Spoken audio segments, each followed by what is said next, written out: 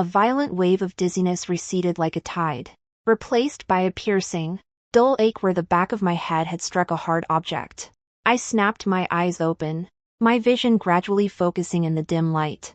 There was no bright red bridal veil, no carved canopy bed, and no red candles flickering with dragon and phoenix motifs. Instead, my nostrils were filled with the heavy stench of mildew and the pungent rot of decaying wood. My hands and feet were bound tightly behind my back with coarse hemp rope. I had been tossed like a sack of discarded rags into the most remote, abandoned woodshed of the minister's manor. At this moment, the faint sound of thunderous gongs and drums drifted from the front courtyard of the minister's manor. It was the swana of the wedding procession, signaling the bride to finish her preparations.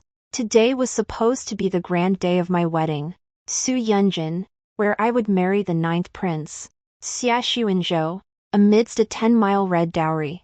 I curled my lips into a cold smirk, a mocking sneer escaping from my parched throat. The scenes that had unfolded just a few hours ago replayed in my mind like a revolving lantern. The sky was just beginning to brighten as I sat before the bronze mirror, letting the wedding attendant pluck the fine hairs from my face. My biological mother, Madame Xu, the mistress of the secretary's household, walked in personally, carrying a steaming bowl of longan and lotus seed soup.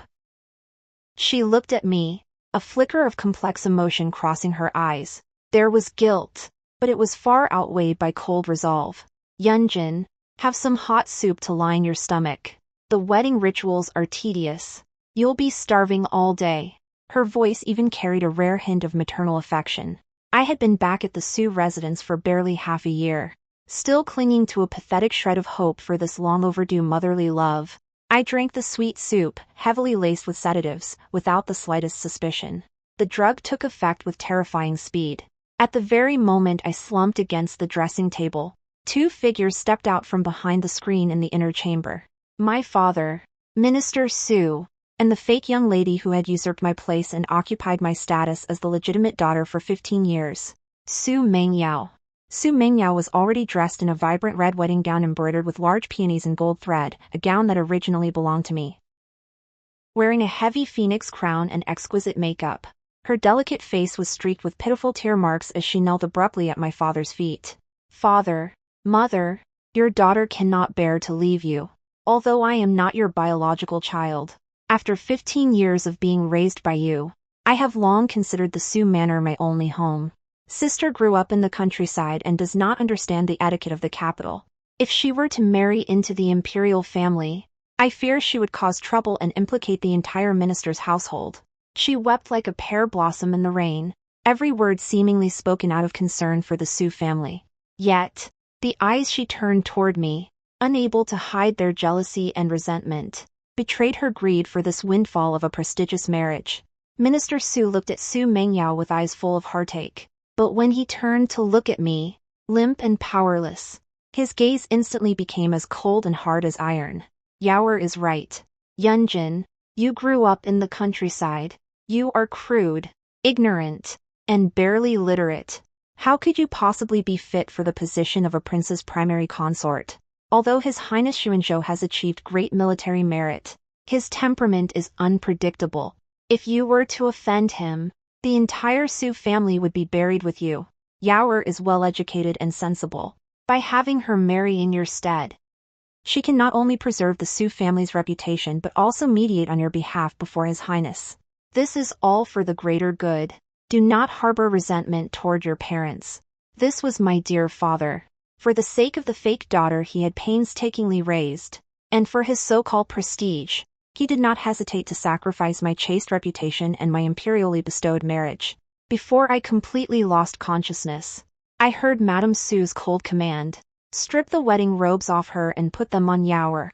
Tie her hands and feet securely. Gag her, and throw her into the woodshed in the backyard.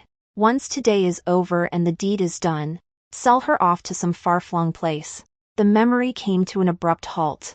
From outside the woodshed, a faint sound of footsteps approached. Madam, watch your step. It was the voice of Nanny Wang, Madame Xu's trusted confidant. The wooden door was pushed open a crack, letting in a sliver of blinding daylight. Madame Xu stood outside, casting a cold glance at me through the gap. Seeing that I was awake, Her eyes remained devoid of emotion, as if she were looking at a loathsome, lifeless object. The wedding procession in the front courtyard has already picked up Yaoer and departed. Madame Su adjusted her luxurious Yunjin brocade official robes, her tone arrogant and cruel. Yunjin, do not blame your mother for being heartless. Your uncouth manners are indeed unworthy of royal honor. Yaoer is the most talented woman in the capital. Only she is a fitting match for Xie Xunzhou. I was gagged with a tattered rag and couldn't make a sound. I simply looked at her with an extremely calm, even somewhat playful gaze. Nanny Wang chimed in flatteringly from the side. The madam is right. The grace of birth is nothing compared to the grace of upbringing. The eldest miss is the true gold and silver that you raised with your own hands. This wild girl from the countryside should take a good look at herself in a reflection to see what kind of lowly creature she is. Madam, after the 3-day return visit to the bride's home, how should we deal with this girl? Madame Su gave a light snort, her tone carrying a bone-chilling indifference. Squire Li from the east of the city just beat his third successor wife to death recently and is looking for a woman to bring him good luck. Although Squire Li is a bit older and has a bit of a temper, he is willing to offer 500 taels of silver as a bride price. Once it gets dark, find a rickety carriage and haul her over there. Just say she's a mute servant girl who committed a crime and shove her directly through the side gate. As long as she dies in the Li residence, Su Yunjin will cease to exist in this world, and Yaoer's position as the imperial consort will be as stable as Mount Tai. Madam is brilliant. The walls of Squire Li's estate are high and deep. Once she goes in, she can forget about coming out alive. This truly pulls the problem out by its roots. The mistress and her servant, acting as if no one else were present, sealed my fate right outside the door. Then, they relocked the woodshed and headed triumphantly toward the front courtyard to entertain their guests. The woodshed fell back into darkness. I used my tongue to inch the sour, rancid rag out of my mouth, gasping for air. A drop of cold sweat slid down my temple, yet I couldn't suppress the low, muffled laughter vibrating in my chest. Laughter echoed through the empty woodshed, sounding exceptionally eerie. Minister Su, Madame Su, and my dear younger sister, Su Mengyao. Those self-righteous fools, did they really think they could pull off a switch, deceiving everyone to enjoy the supreme glory of being imperial relatives? They believed that the royal family valued reputation above all else. They thought that once the deed was done, as long as Su Mengyao wept and pleaded her case on the wedding night, the royals would swallow their pride and accept the fraud to cover up the scandal. They even expected the emperor to continue promoting Minister Su just to appease the Su family. They had no idea whatsoever what a terrifying existence the man they were so painstakingly plotting against truly was. Xie Xunzhou, the 9th prince of the current dynasty, and the only prince of the Great Jin who held real power, commanding formidable troops with a distinguished record of military achievements. Rumors in the capital whispered that while his face was as beautiful as polished jade, his heart was that of an Azura. 3 years ago, during the Northern Border Rebellion, he led 30,000 black armored guards to slaughter 100,000 enemy troops, returning in triumph by treading through a sea of blood and mountains of corpses. 2 years ago, when the Minister of Revenue was found corrupt, he didn't even petition the emperor. Instead, he led his men directly into the minister's manor, flayed the corrupt official alive in front of his entire family, and hung the skin upon the city gates to wither in the sun for 3 days. He is a living Yama who has rules and bottom lines etched into his very bones. What he loathes most in his life are deception and betrayal. Back then, the emperor's imperial decree of marriage clearly stated, the marriage was granted to the Su family's true legitimate daughter, Su Yunjin, who had been lost among the common folk and only found after enduring much hardship. Xie Xunzhou accepted the imperial decree, which meant he had formally acknowledged that specific identity. And now, the Su family actually dared to use a magpie occupying a dove's nest, to fool him right under his nose, to defile his wedding night. I struggled to move my body, groping through the pile of firewood. Finally, my fingertips brushed against several sharp porcelain shards. These were left behind yesterday when I was first locked in here, after I deliberately knocked over the coarse porcelain bowl held by the old woman delivering my food. I twisted my wrists and, enduring the searing pain of the shards slicing into my skin, sawed forcefully at the hemp rope around my wrists. Stroke after stroke, Fresh blood flowed down through my fingers, dripping onto the dry firewood and emitting a pungent metallic scent. Yet, I felt no pain at all, only the exhilaration of my blood boiling throughout my body. Su Mengyao, do you really think that putting on a wedding dress will allow you to fly up the branches and become a phoenix? I whispered soundlessly in the darkness as I cut the rope, my gaze as sharp as a blade. Calculating the time, the wedding procession should have arrived at the prince's estate by now. After the tedious wedding rituals, that impostor will be escorted to the bridal chamber, waiting with a heart full of joy for her ideal husband to lift her red veil. And Xie Xunzhou is about to discover that the blade he intended to use for killing has been disgustingly swapped for a blunt, rusted piece of iron. Given Xie Xunzhou's vengeful, violent, and tyrannical nature, what will he do when he lifts the veil and sees the face belonging to Su Mengyao? He would absolutely never swallow his pride for the sake of the bigger picture. As the Su family fantasized, he would only feel that this was the Su family openly challenging his imperial authority, treating him like a fool who could be toyed with at will.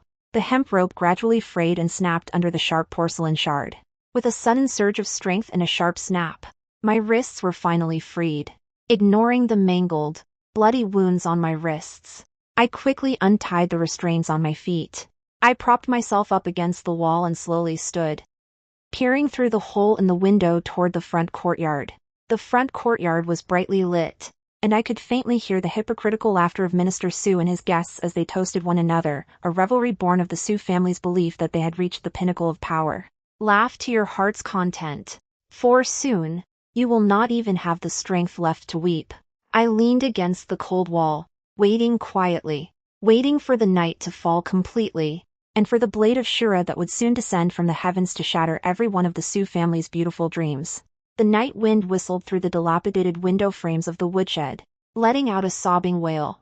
Leaning against the freezing wall, I tore a clean strip from the hem of my skirt and bound it tightly around the mangled wound on my wrist. The pain sharpened my senses, and the smile in my eyes deepened.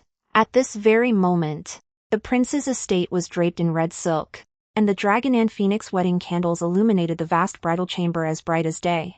Su Mengyao sat poised on the canopy bed strewn with longans and peanuts. The wedding gown she wore, the one that should have been mine, densely woven with heavy gold thread, shimmered with a dazzling brilliance under the candlelight. Her hands were folded over her knees, her fingers trembling slightly with excessive excitement. She firmly believed that as long as she wept piteously enough, coupled with the Su family's influence in the imperial court, this rumored violent ninth prince would surely go with the flow and accept the mistake. After all, who would reject a talented and beautiful bride in favor of an illiterate village girl?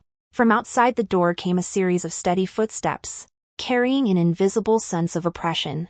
The wedding attendants and maidservants who had been guarding the door didn't even dare to breathe loudly. They knelt on the ground in unison, so terrified that they forgot to utter a single word of blessing. With a creak, the heavy red sandalwood door was pushed open. A cold wind, carrying a faint scent of ambergris and a biting chill, swept into the inner chamber, causing the flames of the red candles to flicker violently. Xie Xunzhou was not wearing the cumbersome wedding robes, but instead a dark red casual robe with four-clawed pythons embroidered in black thread, their talons bared across his cuffs. He stood tall and straight, like a peerless, malevolent sword newly tempered in a sea of blood. His mere presence caused the temperature in the room to plummet to the freezing point. Ignoring the servants trembling on the floor, he walked straight to the bedside. With his slender fingers, he casually picked up the red gold wedding scale from the table. Su Mengyao held her breath beneath the red bridal veil, her heart pounding like thunder. She lowered her head slightly, carefully striking a perfect pose that accentuated the elegant lines of her neck. Waiting for that historic moment, the scale beam lifted the red silk, and the veil slid to the floor like a falling autumn leaf. Su Mengyao slowly raised her head, her meticulously painted peach blossom eyes brimming with glistening tears. She met the man's gaze with a look that spoke volumes yet remained silent. "Your Highness." However, the astonishment, shock, or confusion she had anticipated were nowhere to be found. Xie Xunzhou looked down at her condescendingly. In those bottomless dark eyes, there was not a single trace of emotional fluctuation, only a deathly silence and coldness, as if he were looking at a corpse. His gaze was incredibly piercing. In just a single breath, it felt as though he had completely stripped away Su Mingyao's hypocritical facade. The capital's #1 talented woman, the pearl of Minister Su's palm, Su Mingyao? Xie Xunzhou spoke slowly, his voice deep and magnetic, yet carrying a spine-chilling chill. Su Mingyao froze. She hadn't expected Xie Xunzhou to recognize her at a single glance. However, she quickly steadied her mind and, according to plan, slid from the bed to kneel on the floor. Tears rolled down like broken strings of pearls, presenting a picture of a weeping beauty that would move anyone to pity. Your Highness, please forgive me. I had no other choice. Su Mingyao wailed piteously, her voice winding and full of sorrow. My poor sister, Yunjin, lived in the countryside for many years and picked up many unbearable, vulgar habits. Upon hearing of your Highness's great prestige, she was so terrified that she refused to board the bridal sedan on the eve of the wedding, even threatening to take her own life. My father and mother were frantic with worry. If the auspicious hour were missed, the Su family's inability to bear the crime of deceiving the emperor would be a small matter, but letting your Highness become the laughingstock of the world would be a grave one indeed. As she spoke, she had the audacity to crawl forward on her knees a few steps, attempting to touch the hem of Xie Xunzhou's robe. Though I am not their biological daughter, I have been raised by the Su family since childhood and understand that the greater good must come first. I have admired your Highness for a long time and am willing to endure everything in my sister's stead, even if your Highness wishes to execute me. I only beg your Highness to appease your anger and not blame my ignorant sister or my elderly parents. These words were spoken flawlessly. She managed to smear my reputation while elevating her own, all while packaging the Su family's defiance of imperial orders as an act of selfless sacrifice. Had it been any ordinary man, he likely would have been moved to tears by such a display of deep affection and righteousness. But she was facing Xie Xunzhou. She was facing the living Yama, the man who had carved a path of blood through mountains of corpses, and who regarded rules and imperial authority as absolute law.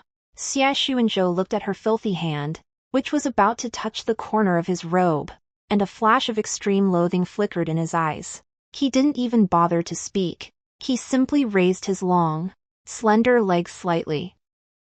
Bang! A sickening, dull thud echoed.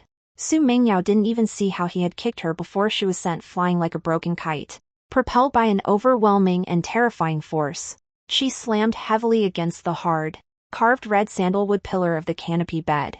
A mouthful of blood instantly sprayed from her lips, staining the luxurious wedding dress that never belonged to her in the first place. Ah!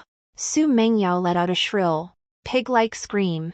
Her internal organs felt as if they had been displaced, and the excruciating pain caused her delicate face to instantly twist and contort. The wedding attendants and maids outside the door heard the commotion and collapsed to the ground in terror, trembling like chaff in the wind, not even daring to utter a cry for help. Has Minister Su gone senile, or does he think my blade is no longer sharp enough? The imperial decree of marriage granted by the late emperor clearly states it is for the Su family's true legitimate daughter who had been lost among the commoners. A bastard like you, crawled out from who knows what gutter, dares to don the bridal gown of my primary consort? You even dare to come before me on our wedding night to sow discord and insult my intelligence? Su Mingyao convulsed on the floor in agony, her mouth filled with the metallic taste of blood. It was only at this moment that her mind, previously blinded by vanity, finally snapped awake, feeling an unprecedented, bone-deep terror. She finally realized that the man before her was not some prince who could be manipulated by a woman's tears and beauty, but a cold-blooded madman who showed no mercy and killed without blinking an eye. Your Highness, have mercy. I was possessed. I was wrong.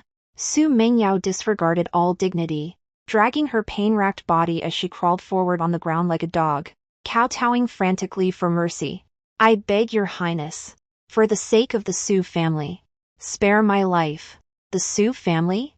Xie Xunzhou spoke as if he had heard the most ridiculous joke in the world, his lips curling into a cruel arc. What is the Su family worth? Aside from Ajin, do any of you deserve my consideration? He turned around, his icy gaze sweeping toward the door. Someone, come in.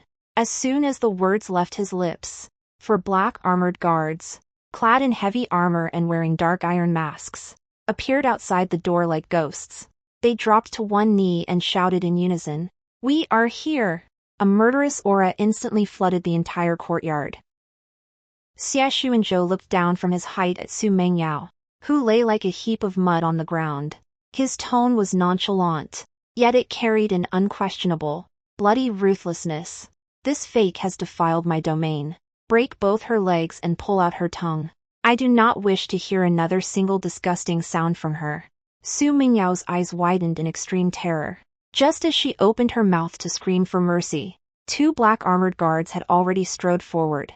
One person pinned her shoulders down firmly, while another expressionlessly raised a heavy black iron scabbard and smashed it ruthlessly against her kneecaps. Crack! Crack! Two bone-chilling sounds of fracturing bone echoed clearly within the wedding chamber. Before Su Mingyao's scream could fully escape her throat, a black armor guard had already moved with lightning speed to dislocate her jaw, expertly stuffing an iron walnut into her mouth to completely stifle the heart-wrenching wail. Only desperate, gurgling sobs could be heard from her throat. She was in such agony that her eyes rolled back, and she nearly lost consciousness. "Ready my horse." Xie Xunzhou strode out of the bridal chamber, the night wind whipping his dark red robes like a soul-reaping Shura. "Tonight, this prince shall personally visit the minister's manor to ask that old scoundrel Su Dihai if he thinks his head has been resting on his shoulders for far too long." Meanwhile, at the minister's manor far to the east of the city, the scene was one of luxury and extravagance, a stark contrast to such bloody cruelty. The wedding banquet in the front courtyard was reaching its climax, with bright red lanterns illuminating half the night sky in a crimson glow. Minister Su sat at the head table, his face flushed with pride, basking in the sycophantic flattery of the civil and military officials. "Lord Su, oh, no, father-in-law to the state, today your daughter weds, having won the deep favor of the 9th Highness.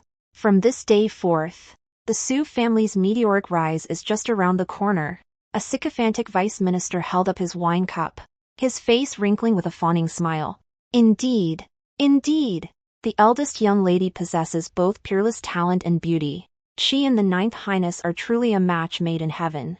In this entire capital, who doesn't envy Lord Su's good fortune?" Minister Su stroked his beard, suppressing the smugness at the corners of his mouth as he waved his hand in feigned humility. "You flatter me.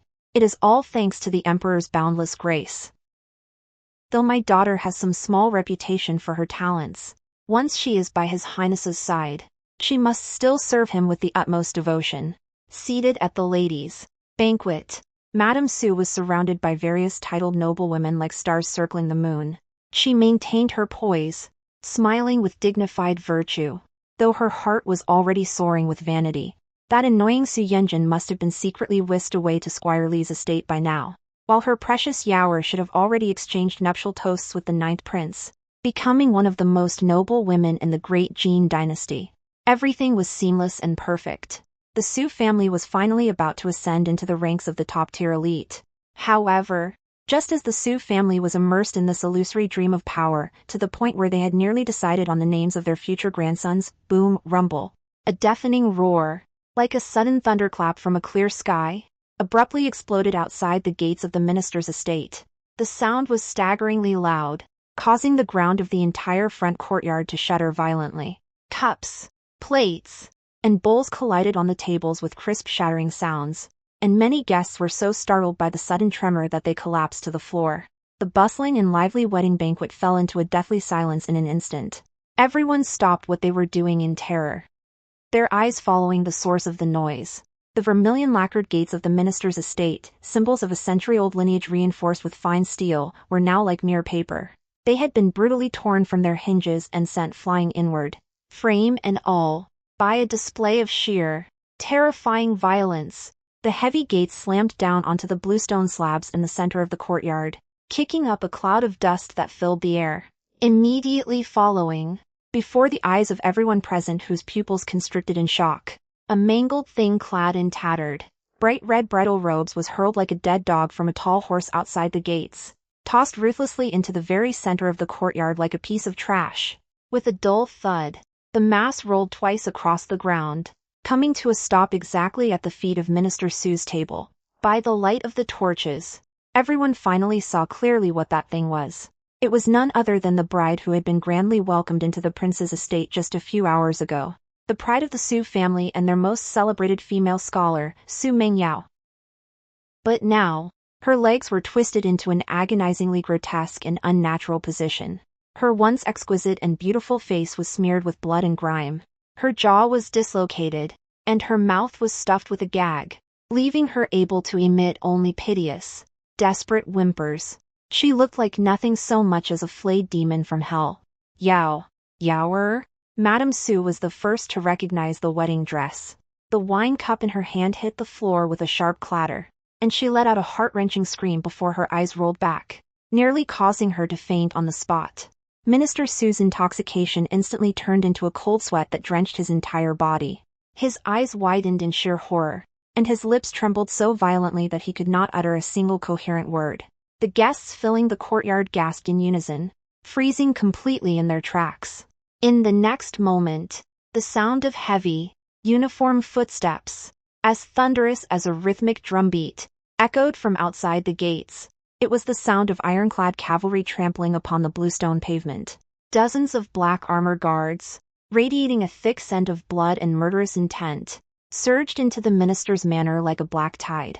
With their cold, shimmering spring-embroidered blades in hand, they instantly surrounded the entire front courtyard so tightly that not even a drop of water could leak through. Their icy blades were pointed directly at every high-ranking official and noble present. The night wind, thick with the stench of blood, instantly dispersed the lingering fragrance of wine, meat, and rouge that had filled the minister's estate. The sight of the glaring red silk and festive double happiness characters, illuminated by the cold glint of the black armor guards' blades, now exuded an eerie and sinister aura, as if the place had been transformed into a funeral hall. Xie Xunzhou stood tall and elegant before the shattered vermilion gates, his dark red robe snapping fiercely in the night wind. He did not roar in anger, nor did he lapse into hysteria, yet the terrifying pressure tempered from mountains of corpses and seas of blood bore down like an invisible mountain upon the spines of everyone present. The entire front courtyard fell into a deathly silence where a pin drop could be heard, broken only by the rustling of leaves in the wind and the painful, ragged gasps coming from Su Mingyao's throat as she lay on the ground. The high-ranking officials and nobles, who had been clinking glasses and exchanging toasts just moments ago, were now completely sobered by terror. Several powerful ministers attempted to stand up to smooth things over, but the moment they met Xie Xunzhou's cold, lifeless gaze, they were like quails caught by the neck. Their legs gave way, and they slumped back into their grand chairs, not daring to even breathe loudly. In this suffocating silence, Su Dihai, the Minister of Rights, finally snapped out of his extreme horror. He scrambled out from behind the main table, not even caring that his official hat was askew, and fell heavily to his knees on the bluestone pavement before Xie Xunzhou. Your Highness.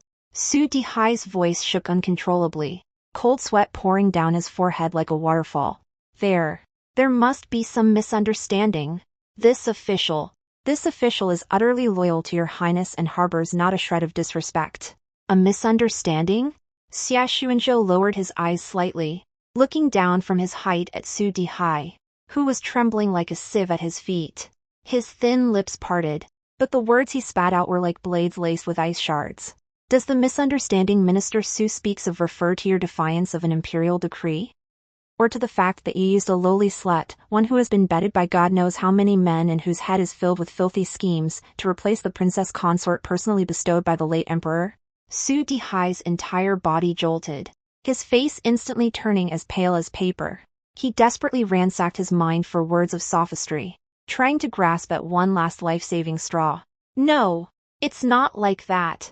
Su Dihai slammed his head against the ground in a forceful kowtow, his voice shrill as he argued, Your Highness, please see clearly. This humble official truly had no choice. That girl Yunjin has been lost in the countryside for 15 years and is wild and untamable. On the eve of the wedding, she was swayed by some slanderous talk and actually threatened to take her own life, refusing to board the bridal sedan no matter what. I feared missing the auspicious hour, and even more so that the rebellious girl would offend your Highness. That is why I let Yaoer marry in her place. Yaoer is well-educated and sensible, and her heart belongs entirely to your highness. I did this solely to preserve your highness's dignity and the reputation of the imperial family." These words were identical to the rhetoric Su Mengyao had used in the wedding chamber. Hiding in the woodshed and watching all of this through the dilapidated window frames, I couldn't help but let out a cold sneer. My father, having been immersed in officialdom for many years, had long grown accustomed to using high-sounding excuses to cover up his own filthy selfishness. He thought that by bringing up the royal reputation and preserving face, he could hijack Xie Xunzhou's will and force him to swallow this insult for the sake of the bigger picture. But he was dead wrong. A man like Xie Xunzhou loathes nothing more than others plotting against him under the banner of doing it for his own good. Sure enough, after hearing Su Dihai's flimsy excuses, Xie Xunzhou did not fly into a rage. Instead, he let out a low, soft chuckle. The laughter was extremely light, yet it sounded exceptionally chilling in the silence of the night. What a fine way to save my face. Xie Xunzhou paced 2 steps unhurriedly, his black boots stepping onto the hem of Su Mingyao's scattered skirt, creating a grating friction sound that set one's teeth on edge. He suddenly came to a halt, his gaze pinning Su Dihai down with the sharpness of a hawk. Since she would rather die than marry, why did you not report it to the imperial clan court immediately? Since it was a substitution, why did you have her wear the imperially bestowed formal red bridal gown? And since this was all for the sake of the royal family's reputation, why did you hold such a grand banquet in this manner, announcing to the world that your Su family has become imperial kin? With every question Xie Xunzhou asked, Su Dihai's body sank lower, until finally, he was practically pressed against the cold bluestone floor, shaking like a leaf and unable to utter a single word in response. In the face of absolute logic and overwhelming power, lies appeared pale and laughable. Su Dihai. Xie Xunzhou's voice suddenly turned cold, carrying a stern, irresistible murderous intent.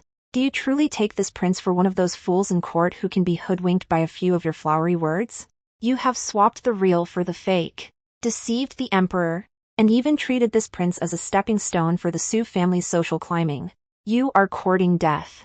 No, your highness. Have mercy. This humble official admits his guilt. I was momentarily muddled. Su Dihai broke down completely, kowtowing frantically. His forehead slammed against the bluestone floor, and soon, blood began to seep out. Meanwhile, at the ladies' seating area, Madame Su finally regained consciousness from her faint. The moment she opened her eyes, she saw her precious Su Mengyao collapsed in a pool of blood like a heap of mangled flesh, her legs broken and the sight too horrific to behold. Yaoer! My Yaoer! Madame Su let out a shrill, piercing wail as she scrambled and crawled towards Su Mengyao. Her hands trembled as she tried to pick up her daughter, only to find that Su Mingyao's jaw had been dislocated and her mouth stuffed with iron walnuts, leaving her able to emit nothing but desperate whimpers. Mother and daughter shared a single heart, and at this moment, Madame Su had completely lost her mind. She whipped her head around, glaring at Xie Xunzhou with bloodshot eyes, and began to shriek like a crazed shrew. Xie Xunzhou, you cold-blooded butcher! Do you have no regard for the law? Yaoer did it for your own good. How could you be so cruel? She is the capital's greatest prodigy. By ruining her, are you not afraid that the scholars of the world will curse your name? A collective gasp rippled through the crowd. All the guests looked at Madame Su as if she were a dead woman walking. To throw a tantrum in front of the current 9th prince, the god of war who commanded a massive army, had this woman lost her mind? Xie Xunzhou did not spare Madame Su so much as a glance, as if she were nothing more than a rabid dog barking in his ear. He slightly raised his hand. A black armor guard moved like a bolt of lightning, closing the distance to Madame Su in an instant. Without a moment's hesitation, he raised his hand and delivered 2 resounding slaps, smack, smack, across her face. The force of these 2 slaps was immense, causing Madame Su to spit out fresh blood as teeth flew from her mouth. She was sent crashing heavily to the ground, half of her face instantly swelling up like a pig's head. Presumptuous! To dare address His Highness by his given name and insult a prince is a capital offense by law, the black armor guard roared. His spring embroidery blade slid halfway out of its scabbard, its cold glint pressing directly against Madame Su's throat. Terrified by the sudden, searing pain and the threat of death, Madame Xu was jolted back to her senses. Clutching her face, she stared with wide, horrified eyes, not even daring to make a sound as she wept. The law? Xie Xunzhou finally spared her a glance, a mocking sneer curling his lips. In this capital, my blade is the law. Today, I will not only ruin her, but I will also exterminate the entire Xu family. If you have any objections, feel free to come to my black armor camp and reason with my blade. Arrogant, domineering, merciless. This was Xie Xunzhou. He never cared for reputation. He only cared for rules and bottom lines. The Xu family had crossed his line, and they would pay the price of being uprooted entirely. After thoroughly crushing the psychological defenses of the Xu parents, Xie Xunzhou finally asked the most fatal question. His gaze slowly swept across the room, and though his voice was not loud, it exploded in everyone's ears like a clap of thunder. Now, who will tell this prince, where is my lawfully wedded princess? Xu Yunjin? The moment these words were spoken, Xu Dihai and Madame Xu's already pale faces instantly turned a deathly ashen gray. They exchanged a look in desperation, their eyes filled with an irrepressible fear and a guilty conscience. How could they possibly answer? Could they tell Xie Xunzhou that, in order to secure the fake daughter's position, they had personally drugged their biological daughter and locked her away in the backyard woodshed like a head of livestock? Could they tell Xie Xunzhou that they were plotting to wait until nightfall to smuggle his legal wife away like a common slave, stuffing her into the backyard of Butcher Li, a sadistic old widower in the east of the city, to serve as a good luck bride? Once this truth was exposed, Xie Xunzhou would undoubtedly hack them into 1,000 pieces immediately, leaving them without even a whole corpse to bury. Extreme fear drove Xu Dihai to make the most foolish decision. He chose to continue lying. Reporting to your highness. Xu Dihai stammered. Cold sweat trickled into his eyes, stinging sharply, yet he didn't even dare to wipe it away. Yunjin. She really did run away. When I discovered she was missing, I only found a letter left in her room. She eloped with one of the manor's guards. To save himself, he did not hesitate to hurl the filthiest slander at his own biological daughter, escalating fleeing a marriage directly to elopement. He attempted to use this heinous accusation to completely extinguish any thought Xie Xunzhou might have of searching for Xu Yunjin. Yes, your highness, Madame Xu, her mouth bloodied from the beating, hurriedly chimed in with slurred speech. That wretched creature. She is fickle and shameless. She is utterly unworthy of your highness. Yaoer is the one who is pure. Yaoer is the one. Clang! A crisp ring of a sword interrupted Madame Xu's words. The sword at Xie Xunzhou's waist unsheathed by an inch, its cold glint reflecting the roiling killing intent deep within his eyes. He laughed out of sheer rage, and the murderous aura that erupted in that instant caused the temperature within a few meters to plummet. Eloped? Xie Xunzhou enunciated with heavy emphasis, each word sounding as if it were squeezed through gritted teeth. The minister's estate is heavily guarded, and on the day of the grand wedding, it is swarming with sentries. Tell this prince, how did a frail lady of the inner chambers, led by a single guard, manage to evade everyone's eyes and ears unnoticed and vanish into thin air from this fortress-like mansion? Xie Xunzhou commanded the Great Jin's most elite scouts and intelligence network. To his ears, such a loophole-ridden lie was simply an insult to his intelligence. Xu Dihai stood tongue-tied, his entire body drenched in cold sweat as if he had just been fished out of water. This. Since Minister Xu cannot provide an answer, this prince will find it himself. Xie Xunzhou couldn't be bothered to listen to any more nonsense from these lying fools. With a cold wave of his hand, he issued his final ultimatum. Black armored guards, hear my command. Search. Seal off every exit of the minister's manor, not even a fly is to be let out. Dig 3 feet into the ground if you must. But find the princess consort for me. If she is not found. Xie Xunzhou's icy gaze swept over Xu Dihai and the terrified guests scattered across the floor. Not a single soul in this manor shall live today.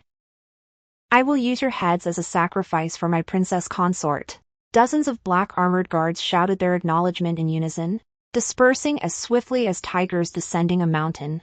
They violently overturned tables and chairs, kicking open door after door, instantly plunging the entire minister's manor into a state of chaotic turmoil. Screams, cries, and the sound of shattering porcelain intertwined. The once illustrious minister's estate had now completely descended into a living hell. Inside the woodshed, I watched the world-shaking chaos outside through a crack in the window, listening as the rhythmic, searching footsteps of the black-armored guards drew closer and closer to the backyard. My heart began to race. Su Dihai, Madam Su, did you really think that locking me in the darkness would allow you to hide the truth from the world forever? Soon, you will know exactly how the shura you released with your own hands will tear you to pieces. I stepped back slowly, standing in the very center of the woodshed, quietly waiting for the moment that wooden door would be flung open. Waiting for the most magnificent emergence from the cocoon of my life. The light from the torches filtered through the dilapidated window frames of the woodshed, casting flickering shadows across the cramped space.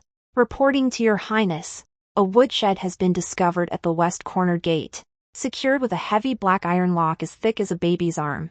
A black armor guard reported loudly. The commotion in the front courtyard seemed to freeze for a moment. Immediately following, a series of unhurried yet intensely oppressive footsteps crunched over the dead leaves, coming to a direct halt outside the woodshed door. Break it open. Xie Xunzhou's deep, cold voice rang out from outside the door. Yes, sir. The black armor guard took the order and was just about to draw his blade to hack through the lock. Wait. Xie Xunzhou seemed to have sensed something, his voice suddenly dropping. Back away. The next second, I heard a deafening boom. The dilapidated wooden door, already struggling under its own weight, along with the heavy black iron lock, was kicked flying from the outside by an incredibly violent force. Wood splinters mixed with thick dust exploded into the air with a roar. Amidst the swirling dust and smoke, Xie Xunzhou's tall and upright figure appeared at the doorway. With his back to the firelight in the courtyard, his face was shrouded in shadow, making him look like a god of slaughter descending upon a hell of endless torment. As his gaze pierced through the dust and took in the scene inside the woodshed, the terrifying, murderous aura surrounding him surged instantly to a bone-chilling extreme. I stood right in the center of the pile of firewood. The imperial-bestowed crimson wedding gown had long since been stripped away, leaving me in nothing but a thin, coarse inner garment that offered little protection against the early autumn night breeze. My hair was disheveled, and though my wrists were wrapped in cloth, blood still seeped through, dripping from my fingertips onto the hay beneath my feet in a startling display of crimson. But I did not cry, nor did I tremble like an ordinary, frightened woman. I simply lifted my head slightly, meeting Xie Xunzhou's gaze directly with eyes that were remarkably calm, even tinged with a hint of scrutiny. Xie Xunzhou's dark pupils suddenly constricted. He controlled the world's intelligence and had read countless people. He saw through the reality of this woodshed in a single glance. The black iron lock fastened tightly from the outside, the pervasive smell of mold in the room, and the mangled, bloody gashes on my wrists where the coarse hemp rope had bitten deep. What elopement was this supposed to be? This was clearly a long premeditated imprisonment and murder. So this is the shameless daughter who eloped with a guard, according to Minister Su? Xie Xunzhou laughed from extreme rage, his voice carrying a bone-chilling coldness. He strode across the scattered mess and walked up to me. Without a hint of disdain for the filth and musty smell on my body, he abruptly untied his dark red cloak embroidered with python patterns and wrapped it tightly around me, bringing with it his unique scent of ambergris. The heavy cloak was warm, carrying his searing body heat as it wrapped around me entirely. On your wedding day, I've troubled you to make a personal trip to such a filthy place. I looked up at the man standing inches away, a self-deprecating curve touching the corners of my mouth. My voice was hoarse, yet remarkably steady. I've made a spectacle of myself before your highness. Xie Xunzhou looked down at me.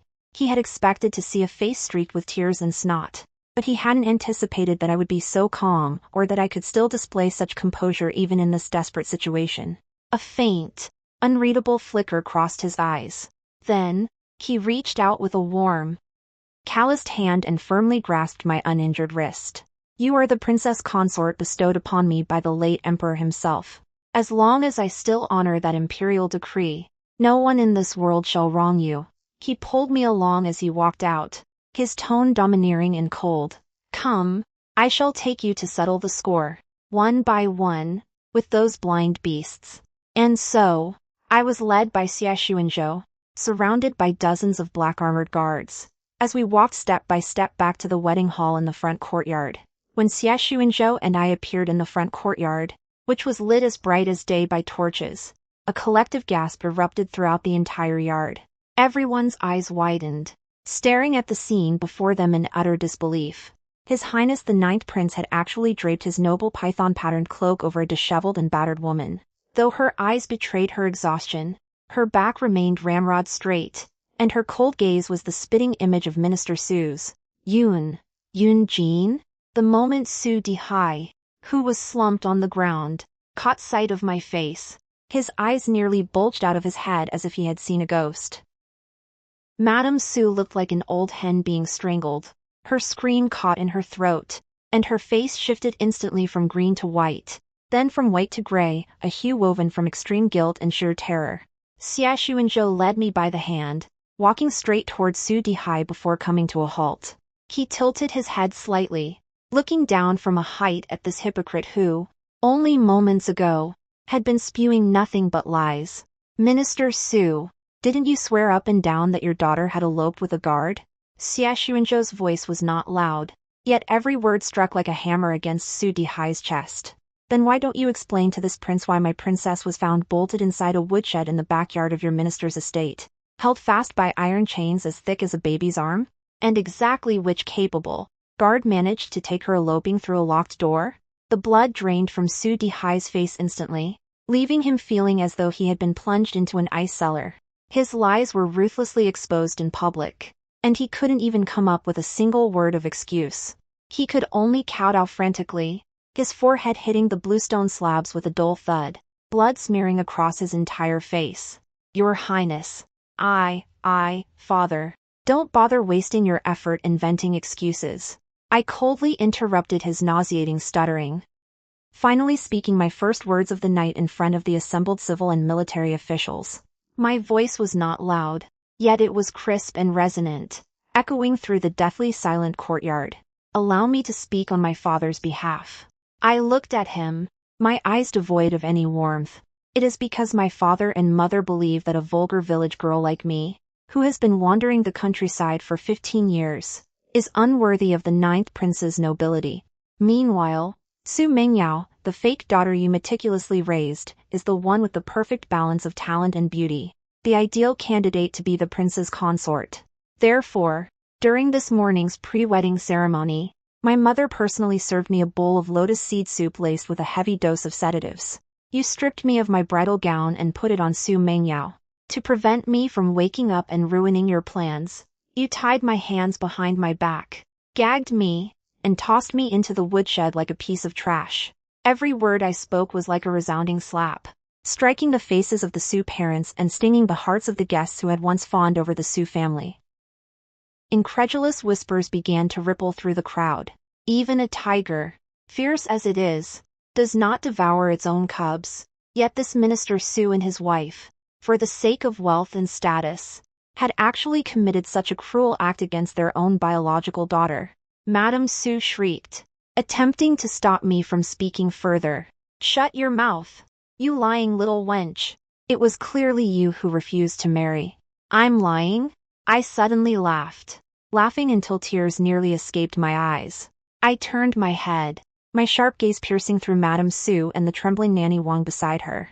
Mother, have you forgotten the poisonous scheme you and Nanny Wang plotted outside the woodshed door? I took a deep breath, every word dripping with blood as I completely tore away their final shred of decency. You said that once darkness fell, you would use a tattered sedan chair to pass me off as a mute servant girl who had committed a crime, and shove me through the side gate to Butcherly at the east end of town, the man who just beat his third successive wife to death. All for a mere 500 taels of silver in dowry, and to ensure I died in the Li household so that Su Mingyao's position as the prince's consort would be as stable as Mount Tai. As soon as these words were spoken, the entire crowd erupted in an uproar. If swapping one person for another was an act of deceiving the emperor, then selling a royally bestowed prince's consort to an abusive old widower was nothing short of sheer insanity, a direct act of trampling the imperial family's dignity into the dirt. The atmospheric pressure around Xie Xunzhou plummeted to an absolute freezing point in an instant. He whipped his head around, his bloodshot dark eyes locking onto Su Dihai and Madame Su with a death stare. In that moment, everyone present could see a tangible, murderous intent radiating from him. Good. Very good. Xie Xunzhou laughed from extreme rage, his laughter laced with a world-destroying madness. Su Dihai, your Su family has truly raised a fine daughter and a fine matriarch. To dare to sell even my woman, do you truly believe that this world belongs to the Su family? Su Dihai let out a shrill scream, his heart and gall splitting from sheer terror. His eyes rolled back as he collapsed to the ground, literally wetting his pants in fright, a foul stench spreading throughout the courtyard. Guards! Xie Xunzhou roared. Present! The black-armored guards. Response shook the sky. Xie Xunzhou pointed not far away at Su Mengyao, who was still twitching in agony within a pool of blood, her jaw dislocated. The heavy red gold kingfisher feather phoenix crown, representing royal dignity, had long since rolled aside when she was kicked away, now stained with dust. Pick up that phoenix crown and wipe it clean for me. A guard in black armor immediately stepped forward, respectfully picked up the phoenix crown, and carefully wiped away the dust with a clean cloth before presenting it to Xie Xunzhou with both hands. Xie Xunzhou took the exquisitely beautiful phoenix crown and turned to face me. He looked at my somewhat disheveled long hair and pale cheeks. The murderous intent in his eyes miraculously receded a few degrees, replaced by an unquestionable solemnity. Amidst the horrified and despairing gazes filling the courtyard, Xie Xunzhou leaned down slightly and personally placed the heavy phoenix crown steadily upon my head. The golden tassels of the crown swayed gently with his movements, emitting a crisp clinking sound, although I wore only a coarse inner garment beneath a man's cloak. With this phoenix crown, I was the undisputed primary consort of the ninth prince. Look closely. Xie Xunzhou straightened his back, his cold and arrogant gaze sweeping across the crowd, his voice resonating through the night sky like a tolling bell. This is the consort the emperor bestowed upon me. This phoenix crown belongs to Su Yunjin, and her alone. With that, he no longer looked at the Su family members huddled on the ground like grieving wretches, and coldly delivered his final judgment. By my command, the minister's household is suspected of deceiving the emperor and conspiring against the imperial family.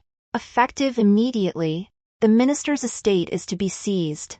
All males are to be cast into the death cells to await execution after autumn. All females are to be sent to the Imperial Academy of Music to serve as slaves for generations. As for that counterfeit who dared to lay hands on the phoenix crown, Xie Xunzhou cast a frigid glance at Su Mengyao, who lay on the ground. Since she is so eager to marry, throw her into the backyard of that butcher. I would like to see just how resilient the bones of this foremost talented woman truly are. Upon hearing this sentence, Madame Su let out a shrill cry of utter despair, spat out a mouthful of blood, and collapsed into a heavy faint. And I, standing beside Xie Xunzhou with the phoenix crown upon my head, watched with cold eyes as this magnificent cage, which had once imprisoned me, plotted against me, and sought to destroy me, crumbled completely beneath the iron hooves of the black-armored guards. Half a month later, I sat behind the high curtains of the execution platform, coldly watching Su Dihai's head roll beneath the executioner's broadsword, his blood staining the green bricks of the execution grounds.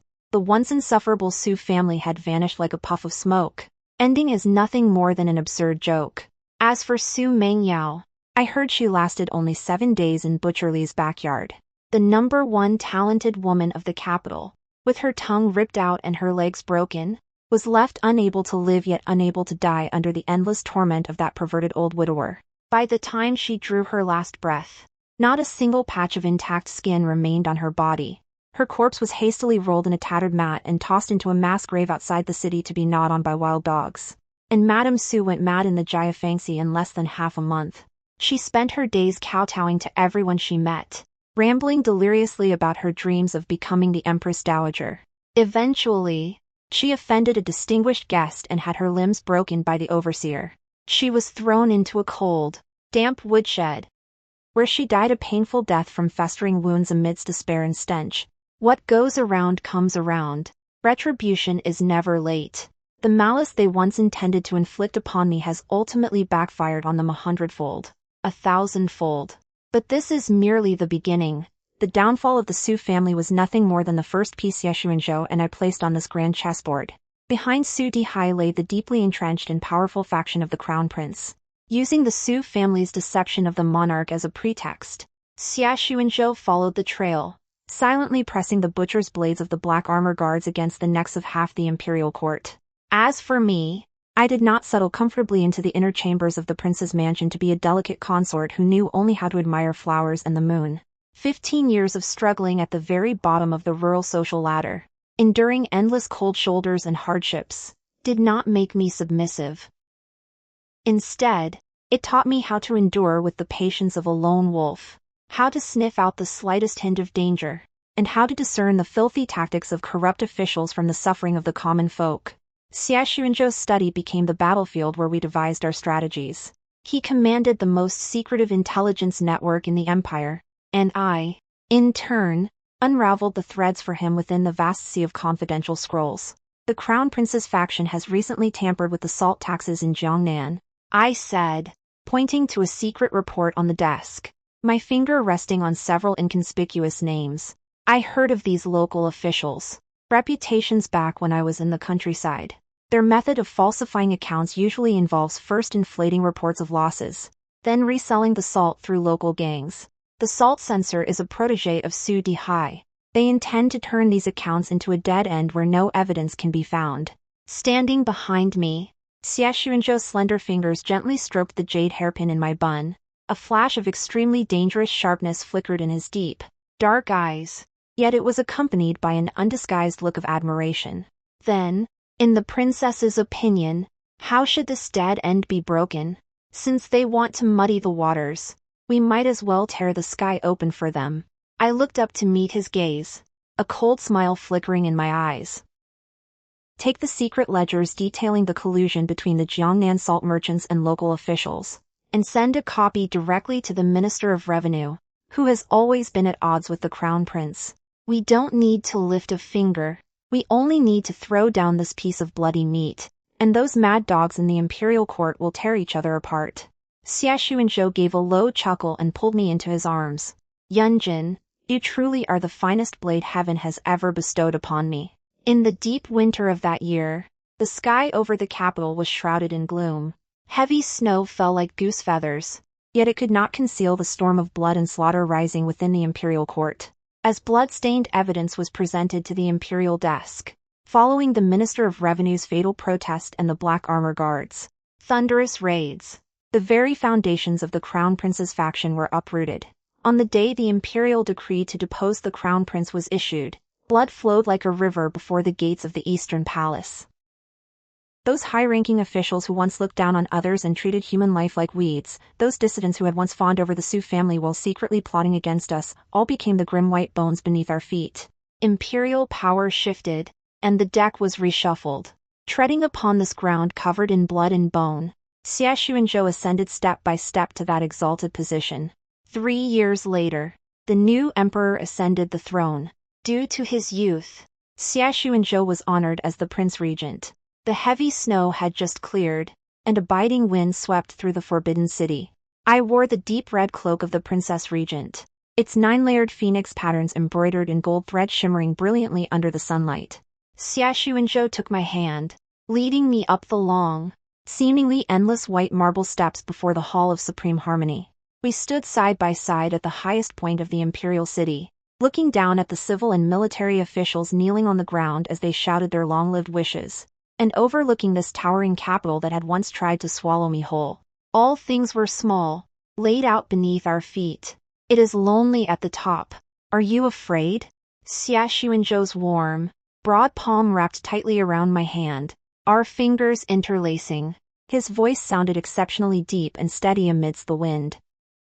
I turned my head to look at this man who had stepped through mountains of corpses and seas of blood with me, sweeping away all obstacles. His features remained as cold and stern as ever, yet they melted into endless affection and indulgence only when he looked at me. I gripped his hand back, a relieved yet disdainful smile playing on my lips.